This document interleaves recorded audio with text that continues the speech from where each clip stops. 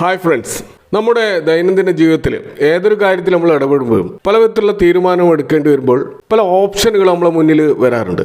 അപ്പോൾ അവിടെ ഓപ്ഷനുകൾ തിരഞ്ഞെടുക്കുമ്പോൾ ഓപ്ഷനുകളിൽ പോസിറ്റീവ്സും ഉണ്ടാവും, നെഗറ്റീവ്സും ഉണ്ടാവും. അതിൻ്റെ അഡ്വാൻറ്റേജും ഡിസഡ്വാൻറ്റേജും ഉണ്ടാവും. ഉദാഹരണത്തിന് നമ്മളിപ്പോൾ ഒരു ഇലക്ട്രിക് കാർ വാങ്ങണം എന്ന് കരുതുക. നമുക്കറിയാം ഇലക്ട്രിക് കാറിന് കുറേ ഡിസഡ്വാൻറ്റേജസ് ഉണ്ട്. ഒന്ന് അതിൻ്റെ ഹൈ ബാറ്ററി കോസ്റ്റ്, കൂടാതെ ചാർജിങ് സ്റ്റേഷൻ്റെ അവൈലബിലിറ്റി ഇല്ലായ്മ, അതുപോലെ ബാറ്ററി ലൈഫിൻ്റെ ആ ഒരു കുറഞ്ഞു വരുന്നതിൻ്റെ പ്രശ്നം. അപ്പോൾ അത്തരം ചില ഡിസഡ്വാൻറ്റേജസ് നമുക്ക് EV വെഹിക്കിളിൽ കാണാൻ പറ്റും. എന്നാൽ അവിടെ കുറേ പോസിറ്റീവ്സും ഉണ്ട്. ഇപ്പോൾ ഉദാഹരണത്തിന് ഒരു സീറോ റണ്ണിങ് കോസ്റ്റാണ് നമുക്ക് EV വെഹിക്കിളിൽ വരുന്നത്. കൂടാതെ അവിടെ കാർബൺ എമിഷൻ കുറവാണ്, മെയിൻ്റനൻസ് കുറവാണ്. അപ്പോൾ ആ അർത്ഥത്തിൽ വളരെയധികം പോസിറ്റിവിറ്റി അവിടെ ഉണ്ട്. അപ്പോൾ EVയുടെ ഇത്തരം നെഗറ്റീവുകൾ ഒഴിവാക്കിക്കൊണ്ട് പെട്രോൾ ഡീസൽ വാഹനങ്ങളിൽ റണ്ണ് ചെയ്തുകൊണ്ട് ഇരിക്കുമ്പോൾ തന്നെ ബാറ്ററി ചാർജ് ചെയ്യുന്ന രീതിയിലുള്ള ഹൈബ്രിഡ് കാറുകൾ മാർക്കറ്റിൽ അവൈലബിൾ ആണ്. പെട്രോൾ കാറുകളുടെ പോസിറ്റീവും EV കാറുകളുടെ നെഗറ്റീവ് ഒഴിവാക്കിയിട്ടും ഒക്കെയുള്ള ഒരു ഹൈബ്രിഡ് മോഡലിലുള്ള ഒരു കാറാണ് ഹൈബ്രിഡ് കാറുകൾ. ഇതേപോലെയുള്ള ഹൈബ്രിഡ് സംഭവങ്ങൾ പല മേഖലയിൽ നമുക്ക് കാണാൻ പറ്റും. അത് ഇൻവെസ്റ്റ്മെന്റിന്റെ മേഖലയിലും നമുക്ക് കാണാൻ കഴിയും. അപ്പോൾ പ്രത്യേകിച്ച് മ്യൂച്വൽ ഫണ്ട് സെഗ്മെന്റിൽ ഇത്തരത്തിലുള്ള ഹൈബ്രിഡ് മ്യൂച്വൽ ഫണ്ടുകളും നമുക്ക് കാണാൻ പറ്റും. അപ്പോൾ ഹൈബ്രിഡ് ഇൻവെസ്റ്റ്മെന്റ് എന്താണെന്നും അപ്പോൾ ഹൈബ്രിഡ് മ്യൂച്വൽ ഫണ്ടുകളിലുള്ള ബെസ്റ്റ് കാറ്റഗറി ഏതാണെന്നും ഇപ്പോൾ നന്നായി പെർഫോം ചെയ്യുന്ന ഹൈബ്രിഡ് ഫണ്ടുകൾ ഏതാണെന്നും ഒക്കെയാണ് നമ്മൾ വീഡിയോയിൽ സംസാരിക്കുന്നത്. R4iയിലേക്ക് എല്ലാവർക്കും ഒരിക്കൽ കൂടി സ്വാഗതം. നമുക്കറിയാം, കഴിഞ്ഞ ആഴ്ച നമ്മുടെ മാർക്കറ്റിലൊക്കെ ഉണ്ടായ ഒരു വലിയ വിവാദമായിരുന്നു ICICI പ്രൊഡൻഷ്യലിൻ്റെ ചീഫ് ഇൻവെസ്റ്റ്മെൻറ്റ് ഓഫീസറായിട്ടുള്ള ശങ്കർ നരൈൻ. അദ്ദേഹം മിഡ് ആൻഡ് സ്മോൾ ക്യാപ്പ് അതിൻ്റെ ഓവർ വാല്യൂഷനെ പറ്റി സംസാരിച്ചത്. അപ്പോൾ അതുണ്ടാക്കിയുള്ള ഡിബേറ്റ് ഇപ്പം തുടർന്നുകൊണ്ടേയിരിക്കുകയാണ്. അപ്പോൾ അദ്ദേഹത്തിൻ്റെ ആ ഒരു സ്പീച്ചിൽ അന്ന് അദ്ദേഹം ഇത്തരത്തിലുള്ള മിഡ് ആൻഡ് സ്മോൾ ക്യാപ് സെഗ്മെൻറ്റിൽ നിന്ന് എത്രയും പെട്ടെന്ന് റെഡീം ചെയ്യണം എന്നൊക്കെയുള്ള ആഹ്വാനം പറഞ്ഞ സമയത്ത് തന്നെ അദ്ദേഹം മറ്റൊരു കാര്യം സൂചിപ്പിച്ചിരുന്നു. നമുക്ക് ഷിഫ്റ്റ് ചെയ്യാൻ പറ്റുന്ന മ്യൂച്വൽ ഫണ്ടുകളിൽ ഒന്നാണ് ഹൈബ്രിഡ് മ്യൂച്വൽ ഫണ്ടുകൾ എന്ന് അദ്ദേഹം സൂചിപ്പിച്ചിരുന്നു. അപ്പോൾ എന്താണ് ഈ ഹൈബ്രിഡ് മ്യൂച്വൽ ഫണ്ട് എന്ന് പറഞ്ഞു കഴിഞ്ഞാൽ അതൊരു ഇൻവെസ്റ്റ്മെൻറ്റ് ഓപ്ഷനാണ്. അവിടെ ഈക്വിറ്റി അസറ്റ് ക്ലാസുകൾ കൂടാതെ മറ്റ് അസറ്റ് ക്ലാസുകളും കൂടി ചേർന്നുകൊണ്ടുള്ള ഒരു കമ്പൈൻഡ് ഇൻവെസ്റ്റ്മെൻ്റ് ആണ്. അപ്പോൾ നമുക്കൊരു സ്റ്റെബിലിറ്റിക്ക് വേണ്ടിയിട്ട് ഡെറ്റുകളിലും അല്ലെങ്കിൽ ബോണ്ടുകളിൽ അല്ലെങ്കിൽ ഗോൾഡിൽ ഒക്കെ ഇൻവെസ്റ്റ് ചെയ്തുകൊണ്ട് ഒരു സ്റ്റെബിലിറ്റി ഉണ്ടാക്കുക. അതേപോലെ ഈക്വിറ്റി ഇൻവെസ്റ്റ്മെൻറ്റ് നടത്തിക്കൊണ്ട് അവിടെ ഒരു ഗ്രോത്തിനുള്ള സാധ്യതയും തുറന്നിടുക. ഇത് രണ്ടും ചേർന്നുള്ള മ്യൂച്വൽ ഫണ്ടുകളെയാണ് നമ്മൾ ഹൈബ്രിഡ് മ്യൂച്വൽ ഫണ്ടുകൾ എന്ന് പറയുന്നത്. അപ്പോൾ സ്റ്റോക്ക് മാർക്കറ്റ് ഡൗൺ ആകുമ്പോൾ ഈ ഡെറ്റ് ഫണ്ടുകൾ തീർച്ചയായിട്ടും അതൊരു ഫിക്സഡ് ഇൻകം തരുന്ന ഫണ്ടുകളായിരിക്കും. ഇപ്പോൾ നമുക്കറിയാം, നമ്മൾ കുറച്ച് സ്റ്റോക്കുകൾ വാങ്ങുന്നു, അതേപോലെ തന്നെ നമ്മൾ കുറച്ച് പണം നമ്മൾ ഫിക്സഡ് ഡെപ്പോസിറ്റിലും ഇൻവെസ്റ്റ് ചെയ്യുന്നു കരുതുക. അപ്പോൾ സ്റ്റോക്ക് മാർക്കറ്റ് ഇടിഞ്ഞാലും ഈ ഫിക്സഡ് ഡെപ്പോസിറ്റിൽ നിന്ന് നമുക്ക് ഫിക്സഡ് ആയിട്ടുള്ള 8% അല്ലെങ്കിൽ 7% എത്രയാണോ കിട്ടുന്നത് അത് കിട്ടിക്കൊണ്ടേയിരിക്കും. അപ്പോൾ മാർക്കറ്റ് കണ്ടീഷൻ നോക്കാതെ തന്നെ ആ ഒരു റിട്ടേൺ കിട്ടുന്നത് കൊണ്ട് നമ്മുടെ ഇൻവെസ്റ്റ്മെൻറ്റ് പോർട്ട്ഫോളിയോ മൊത്തത്തിൽ ഡൗൺ ആകുമ്പോഴും ഇവിടെ നമുക്കൊരു സ്റ്റെബിലിറ്റി കിട്ടും എന്ന ഒരു കൺസെപ്റ്റാണ് മൊത്തത്തിൽ ഈ ഹൈബ്രിഡ് മ്യൂച്വൽ ഫണ്ടുകൾക്കുള്ളത്.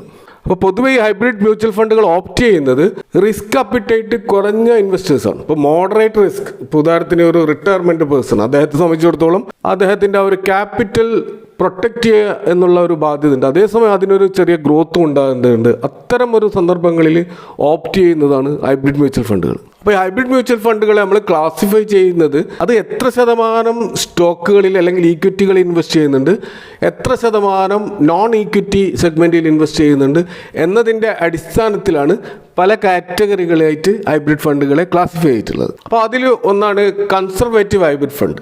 കൺസർവേറ്റീവ് ഹൈബ്രിഡ് ഫണ്ടിൽ ഏകദേശം 75 മുതൽ 90% വരെ ഇൻവെസ്റ്റ് ചെയ്യുന്നത് ബോണ്ടുകളിലും ഡെറ്റ് ഇൻസ്ട്രുമെൻറ്റിലും മാത്രമാണ്. വെറും 10 മുതൽ 25% വരെ മാത്രമാണ് ഈക്വിറ്റി ഇൻവെസ്റ്റ്മെൻറ്റ് അല്ലെങ്കിൽ സ്റ്റോക്കുകളിൽ ഇൻവെസ്റ്റ് ചെയ്യുന്നത്. അപ്പോൾ സ്വാഭാവികമായിട്ടും അവരുടെ ഫിക്സഡ് ഇൻകമാണ് കൂടുതലായിട്ടുണ്ടാകുക. സ്റ്റോക്കിൽ നിന്നുള്ള വരുമാനം വളരെ കുറവായിരിക്കും.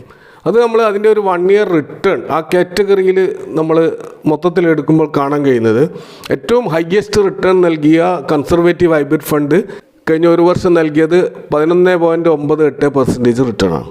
എന്നാൽ ഏറ്റവും മോശമായിട്ട് പെർഫോം ചെയ്ത കൺസർവേറ്റീവ് ഹൈബ്രിഡ് മ്യൂച്വൽ ഫണ്ട് നൽകിയ റിട്ടേൺ 3.59% ആണ്. അപ്പോൾ അവിടെ നെഗറ്റീവ് റിട്ടേൺ ഒരു കൺസർവേറ്റീവ് ഹൈബ്രിഡ് ഫണ്ടും കഴിഞ്ഞ ഒരു വർഷം നൽകിയിട്ടില്ല എന്ന് നമുക്ക് കാണാൻ കഴിയും. എന്നാൽ നമ്മളിത് ഇൻഡെക്സ് മ്യൂച്വൽ ഫണ്ട് അല്ലെങ്കിൽ ബ്ലൂ ചിപ്പ് ലാർജ് ക്യാപ് ഫണ്ടുകളുമായിട്ടൊന്ന് കമ്പയർ ചെയ്ത് നോക്കിക്കഴിഞ്ഞാൽ ഒരു വർഷം 26.2% വരെ റിട്ടേൺ നൽകിയ ലാർജ് ക്യാപ് ഫണ്ടുകൾ ഉണ്ടായിരുന്നു, വളരെ കുറച്ചാണെങ്കിലും. എന്നാൽ നെഗറ്റീവ് റിട്ടേൺ നൽകിയ കുറേ ഫണ്ടുകൾ ഉണ്ടായിരുന്നു. അതിൽ -3.79% വരെ നെഗറ്റീവാണ്, നഷ്ടമാണ് അവിടെ ഉണ്ടായിട്ടുള്ളത്. അതുപോലെ ഒരു 3 മാസത്തെ പെർഫോം, നമുക്കറിയാം നമ്മുടെ മാർക്കറ്റ് വളരെയധികം ബെയറിഷ് ആയത് കഴിഞ്ഞ 3 മാസങ്ങളിലാണ്. ഇപ്പോൾ November 15 മുതൽ ഈ February 15 വരെയുള്ള ഒരു കാലയളവിൽ നമ്മുടെ ഈ കൺസർവേറ്റീവ് ഹൈബ്രിഡ് ഫണ്ടിൻ്റെ ഒരു ആവറേജ് റിട്ടേൺ നോക്കിക്കഴിഞ്ഞാൽ 1.54% ആണ് ഏറ്റവും ഹയസ്റ്റ് റിട്ടേൺ നൽകിയ ഫണ്ട് നൽകിയ റിട്ടേൺ. എന്നാൽ അവിടെ ഏറ്റവും മോശം ഫണ്ട് നൽകിയ റിട്ടേൺ -1.79% ആണ്. അതേസമയം നമ്മൾ നേരത്തെ സൂചിപ്പിച്ച index large cap blue chip ആ ഒരു മേഖലയിൽ ഉണ്ടായിട്ടുള്ള റിട്ടേൺ -11.76% ആണ് കഴിഞ്ഞ 3 മാസം. ഏറ്റവും പോസിറ്റീവായിട്ട് റിട്ടേൺ നൽകിയ 1-2 ഫണ്ടുകൾ നോക്കുകയാണെങ്കിൽ അത് 1.28% മാത്രമാണ്. അപ്പോൾ ഇവിടെ ഒരു ബിയറിഷ് മാർക്കറ്റിൽ വലിയ തോതിൽ മാർക്കറ്റ് താഴോട്ടേക്ക് വരുമ്പോൾ ഇക്വിറ്റി ഇൻവെസ്റ്റ്മെൻറ്റിൽ എത്രമാത്രം താഴോട്ടേക്ക് പോകുന്നുണ്ട് എന്നതിൻ്റെ ഒരു ഉദാഹരണമാണ് നമുക്കിവിടെ കാണാൻ കഴിയുക. അപ്പോൾ അവിടെ ഒരു സേഫ്റ്റി ഈ പറയുന്ന കൺസർവേറ്റീവ് ഹൈബ്രിഡ് ഫണ്ടുകൾ തരുന്നുണ്ട് എന്നുള്ളതാണ് അതിൻ്റെ ഒരു പ്രത്യേകത. ഹൈബ്രിഡ് ഫണ്ടുകളിലെ മറ്റൊരു കാറ്റഗറിയാണ് അഗ്രസീവ് ഹൈബ്രിഡ് ഫണ്ടുകൾ. ഇവിടെ ഈക്വിറ്റി ഇൻവെസ്റ്റ്മെൻറ്റ് അല്ലെങ്കിൽ സ്റ്റോക്കുകളിൽ ഇൻവെസ്റ്റ് ചെയ്യുന്നത് 65 മുതൽ 80% വരെയാണ്. ബാക്കി വരുന്ന 20 മുതൽ 35% വരെയാണ് ഈ ഡെറ്റുകളിലും മറ്റ് ഡെറ്റ് ഇൻസ്ട്രുമെൻറ്റുകളിലും ഇൻവെസ്റ്റ് ചെയ്യുന്നത്. അപ്പോൾ ഇവിടെ കൺസർവേറ്റീവ് ഹൈബ്രിഡ് ഫണ്ടിൻ്റെ നേരെ ഓപ്പോസിറ്റാണ് അഗ്രസീവ് ഹൈബ്രിഡ് ഫണ്ട്. അത് കഴിഞ്ഞ ഒരു വർഷം നൽകിയ റിട്ടേൺ നോക്കുകയാണെങ്കിൽ ഏറ്റവും നന്നായി പെർഫോം ചെയ്ത ഫണ്ട് 21.8% റിട്ടേൺ നൽകി. ഏറ്റവും മോശം പെർഫോം ചെയ്ത ഫണ്ട് -2.46% റിട്ടേൺ നൽകിയത്. ഇത് നമ്മൾ നേരത്തെ പറഞ്ഞതുപോലെ ഇൻഡെക്സ് അല്ലെങ്കിൽ ബ്ലൂ ചിപ്പ് ലാർജ് ക്യാപ്പ് ഫണ്ടുകളുമായിട്ട് കമ്പയർ ചെയ്യുമ്പോൾ അവിടെ നമുക്ക് കാണാൻ കഴിയും -3.79% ഡൗൺ ആണ് അത്തരം ഫണ്ടുകളിലുള്ളത്. അതിൻ്റെ റിട്ടേൺ പക്ഷേ കുറച്ച് ഹൈ ആയിട്ട് ഏറ്റവും നല്ല റിട്ടേൺ നൽകിയ ഫണ്ട് 26.29 ആണെന്നും കാണാൻ കഴിയും. 3 മന്ത്സിൻ്റെ നോക്കും ഇതേ അനുപാതത്തിലുള്ള ഒരു റിട്ടേൺ ആണ് നമുക്ക് കാണാൻ കഴിയുക. അവിടെ ഈ പറയുന്ന അഗ്രസീവ് ഹൈബ്രിഡ് ഫണ്ടുകൾ -9.90 നെഗറ്റീവ് റിട്ടേൺ നൽകിയ ഫണ്ടുകളുണ്ട്. അതുപോലെ പോസിറ്റീവ് റിട്ടേൺ 0.74% മാത്രമാണെന്നും കാണാൻ കഴിയും. അപ്പോൾ ഇതിൽ നിന്ന് നമുക്ക് മനസ്സിലാകുന്നത് കൂടുതൽ ഈക്വിറ്റി എക്സ്പോഷർ നടത്തുന്നതിനനുസരിച്ചിട്ടുള്ള റിസ്ക് വർദ്ധിക്കുകയും അവിടെ നെഗറ്റീവ് മാർക്കറ്റ് ബിയറിഷ് ആകുമ്പോൾ നെഗറ്റീവ് റിട്ടേൺ കിട്ടാനുള്ള സാധ്യത കൂടുകയും ചെയ്യും. അതേസമയം കൺസർവേറ്റീവ് ഹൈബ്രിഡ് ഫണ്ട് പോലെയുള്ള ഫണ്ടുകൾ ഇൻവെസ്റ്റ് ചെയ്യുമ്പോൾ മാർക്കറ്റ് ഡൗൺ ആകുമ്പോഴും അതിൻ്റെ ആ ഒരു താഴോട്ടേക്കുള്ള പോക്ക് മിനിമൈസ് ചെയ്യപ്പെടുന്നുണ്ട് എന്ന് നമുക്ക് മനസ്സിലാക്കാൻ കഴിയും. ഇനി മറ്റൊരു ടൈപ്പ് ഫണ്ടാണ് ഡൈനാമിക് അസറ്റ് അലോക്കേഷൻ ഫണ്ട്. ഇതും ഒരു ഹൈബ്രിഡ് ഫണ്ടാണ്. ഇവിടെ സ്ഥിരമായിട്ട് ഈക്വിറ്റിയിലോ അല്ലെങ്കിൽ സ്ഥിരമായിട്ട് ഡെറ്റുകളിലോ ഫണ്ട് ഇൻവെസ്റ്റ് ചെയ്യാതെ മാർക്കറ്റിൻ്റെ കണ്ടീഷൻ അനുസരിച്ചിട്ട് ഡെറ്റിൽ നിന്ന് ഈക്വിറ്റിയിലേക്കും ഈക്വിറ്റിയിൽ നിന്ന് ഡെറ്റിലേക്കും ഫണ്ടുകൾ ട്രാൻസ്ഫർ ചെയ്തുകൊണ്ടേയിരിക്കുന്ന ഡൈനാമിക്കായിട്ട് അതിനെ മാനേജ് ചെയ്യുന്നതിനാണ് നമ്മൾ ഡൈനാമിക് അസറ്റ് അലോക്കേഷൻ ഹൈബ്രിഡ് ഫണ്ടുകൾ എന്ന് പറയുന്നത്. ഇതിനെ നമ്മൾ ബാലൻസ്ഡ് അഡ്വാൻറ്റേജ് ഫണ്ടും എന്നും പറയാറുണ്ട്. ഇതിൻ്റെ ഒരു റിട്ടേൺ നമ്മൾ കഴിഞ്ഞ ഒരു വർഷത്തെ നോക്കുകയാണെങ്കിൽ -5% നെഗറ്റീവ് റിട്ടേൺ ആണ് ഒരു വർഷം തന്നിട്ടുള്ള ഏറ്റവും മോശം ഫണ്ട് തന്ന റിട്ടേൺ. ഏറ്റവും നല്ല ഫണ്ട് തന്നുള്ള റിട്ടേൺ 13.6% ആണ്. അതേപോലെ 3 മന്ത്സിൻ്റെ നോക്കുകയാണെങ്കിൽ അവിടെ -14% റിട്ടേൺ ആണ് ഏറ്റവും മോശം പെർഫോം ചെയ്ത ഫണ്ട് തന്നത്. ഏറ്റവും നന്നായിട്ട് പെർഫോം ചെയ്ത ഫണ്ട് 0.25 പോസിറ്റീവ് റിട്ടേൺ നൽകിയിട്ടുണ്ട്. അപ്പോൾ ഇവിടെ നമുക്ക് കാണാൻ കഴിയുന്നത് നമ്മുടെ ലാർജ് ക്യാപ്പ് ബ്ലൂ ചിപ്പ് അല്ലെങ്കിൽ ഇൻഡെക്സ് മ്യൂച്വൽ ഫണ്ടുകളുമായിട്ട് കമ്പയർ ചെയ്യുമ്പോൾ ബാലൻസ് അഡ്വാൻറ്റേജ് ഫണ്ടുകളുടെ പെർഫോമൻസ് വളരെ മോശമായിരുന്നു എന്ന് നമുക്കിവിടെ കാണാൻ കഴിയും. മറ്റൊരു ടൈപ്പ് അസറ്റാണ് മൾട്ടി അസറ്റ് അലോക്കേഷൻ ഹൈബ്രിഡ് ഫണ്ടുകൾ. അപ്പോൾ ഇവിടുത്തെ ഒരു നിയമം അനുസരിച്ചിട്ട് ഈക്വിറ്റിയിലായാലും ഡെറ്റിലായാലും ഗോൾഡിലായാലും അവിടെയൊക്കെ 10% മിനിമം ഇൻവെസ്റ്റ് ചെയ്യണമെന്നുള്ളതാണ്. അതായത് വെറും ഈക്വിറ്റിയും ഡെറ്റും മാത്രം പോരാ, ഗോൾഡ് പോലെയുള്ള അസറ്റ് ക്ലാസ്സിലും ഇൻവെസ്റ്റ് ചെയ്യണം എന്നുള്ളതാണ് ഇവിടുത്തെ നിബന്ധന. അപ്പോൾ അങ്ങനെ നോക്കുമ്പോൾ നമുക്ക് കാണാൻ കഴിയും കഴിഞ്ഞ ഒരു വർഷത്തിൻ്റെ ഇതിൻ്റെ റിട്ടേൺ -7% ആണ് ഏറ്റവും മോശം പെർഫോം ചെയ്ത ഫണ്ട് നൽകിയ റിട്ടേൺ. എന്നാൽ നല്ല പെർഫോം ചെയ്തത് 19% റിട്ടേൺ നൽകിയിട്ടുണ്ട്. അതുപോലെ 3 മന്ത്സിൻ്റെ നോക്കുകയാണെങ്കിൽ അവിടെയും -11% ഏറ്റവും മോശം പെർഫോം ചെയ്ത ഫണ്ട് റിട്ടേൺ നൽകിയിട്ടുണ്ട്. അതുപോലെ ഏറ്റവും നല്ല പെർഫോം ചെയ്ത ഫണ്ട് 3.79% റിട്ടേണും നൽകിയിട്ടുണ്ട്. അപ്പോൾ ഇവിടെയും ബാലൻസ് അഡ്വാൻറ്റേജ് ഫണ്ടിനേക്കാൾ കുറച്ചുകൂടി മെച്ചപ്പെട്ട പ്രകടനം മൾട്ടി അസറ്റ് അലോക്കേഷൻ ഫണ്ടുകൾ നൽകിയിട്ടുണ്ട്. അതിൻ്റെ ഒരു കാരണം ഗോൾഡ് പ്രൈസിൽ നല്ല ഇൻക്രീസ് വന്നത് കാരണം തീർച്ചയായിട്ടും അവിടെ കുറച്ചുകൂടി ബെറ്റർ പെർഫോമൻസ് ഇവിടെ നമുക്ക് ഇതിൽ കാണാൻ കഴിയും. അപ്പോൾ ഇവിടെ പരാമർശിച്ച ഈ ഒരു 4 ഫണ്ടുകൾ കൂടാതെ വേറെയും ഹൈബ്രിഡ് ഫണ്ട് കാറ്റഗറികളുണ്ട്. പ്രധാനപ്പെട്ട 4 കാറ്റഗറികൾ മാത്രമാണ് ഞാനിവിടെ പരാമർശിച്ചിട്ടുള്ളത്.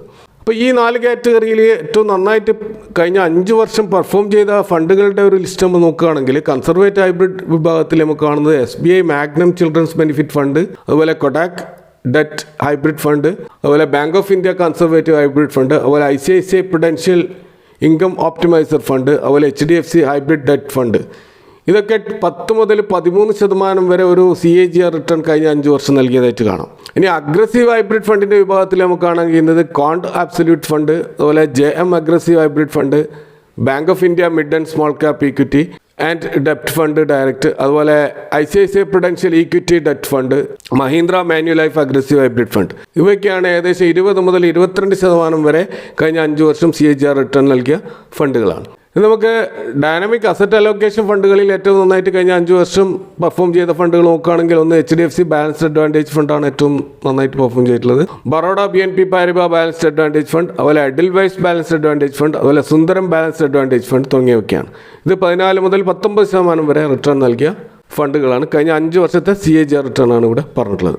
മൾട്ടി അസറ്റ് അലോക്കേഷൻ ഫണ്ടുകളിൽ നമുക്ക് കാണാൻ പറ്റുക ക്വാണ്ട് മൾട്ടി അസറ്റ് അലോക്കേഷൻ ഫണ്ടാണ് ഏറ്റവും മുന്നിൽ കാണുന്നത്. പിന്നെ ICICI Prudential multi asset allocation fund, അതുപോലെ Kotak multi asset allocation fund, അതുപോലെ Aditya Birla Sun Life financial planning fund of fund, Aditya Birla Sun Life asset allocator fund. ഇതൊക്കെയാണ് പ്രധാനമായിട്ട് മൾട്ടി അസറ്റ് വിഭാഗത്തിൽ നന്നായിട്ട് പെർഫോം ചെയ്തിട്ടുള്ളത്. 15% മുതൽ 27% വരെ കഴിഞ്ഞ 5 വർഷം CAGR റിട്ടേൺ നൽകിയ ഫണ്ടുകൾ നമുക്ക് ഇവിടെ കാണാൻ പറ്റും. അപ്പോൾ ഈ ഒരു 4 കാറ്റഗറി നമ്മൾ നോക്കുമ്പോൾ ഇവിടെ ഏത് കാറ്റഗറി എടുത്താലും അവിടുത്തെ ഈക്വിറ്റി എക്സ്പോഷർ നമ്മൾ കൃത്യമായിട്ട് പരിശോധിക്കണം. കാരണം നമ്മുടെ റിസ്ക് അപ്പിറ്റേറ്റിന് ആനുപാതികമായിട്ടുള്ള അസറ്റ് അലോക്കേഷൻ ആണോ എന്ന് നമ്മൾ തീർച്ചയായും പരിശോധിക്കണം. ഉദാഹരണത്തിന് നിങ്ങളൊരു കൺസർവേറ്റീവ് ഇൻവെസ്റ്റർ ആണ്, വലിയ റിസ്ക് എടുക്കാൻ താല്പര്യമില്ലാത്ത ഒരാളാണ്, ഏകദേശം 30% ഒരു എക്സ്പോഷർ മതി ഈ ഈക്വിറ്റിയിൽ എന്ന് ചിന്തിക്കുന്ന ഒരാളാണെങ്കിൽ തീർച്ചയായിട്ടും കൺസർവേറ്റീവ് ഹൈബ്രിഡ് ഫണ്ട് പരിശോധിക്കുമ്പോൾ അവിടുത്തെ ഈക്വിറ്റി എക്സ്പോഷർ പരിശോധിക്കണം. അതുപോലെ ആ എക്സ്പോഷർ കൂടുതലും ലാർജ് ക്യാപ്പിലാണോ മിഡ് ക്യാപ്പിലാണോ സ്മോൾ ക്യാപ്പിലാണോ എന്നും കൂടി പരിശോധിക്കണം.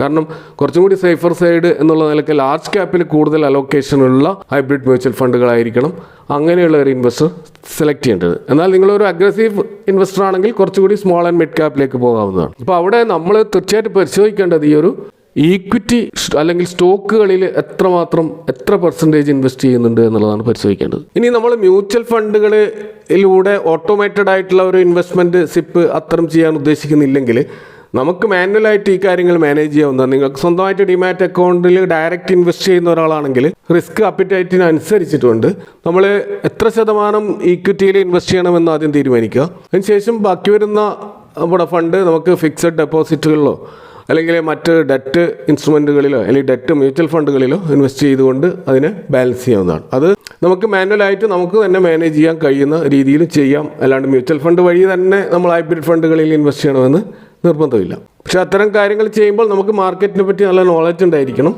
സ്റ്റോക്ക് പിക്ക് ചെയ്യാനുള്ള സ്കിൽ ഉണ്ടായിരിക്കണം. ഇതൊക്കെയാണ് പ്രധാനമായിട്ട് വേണ്ടത്. അപ്പോൾ ഹൈബ്രിഡ് ഫണ്ടുകളെക്കുറിച്ചുള്ള ഒരു ഏകദേശ രൂപം നിങ്ങൾക്ക് കിട്ടിക്കാണുമെന്ന് കരുതുന്നു. ഈ വിഷയവുമായി ബന്ധപ്പെട്ട് നിങ്ങളുടെ അഭിപ്രായങ്ങളും കമൻറ്റുകളും അറിയിക്കുക. Thank you for watching. See you next time with another video.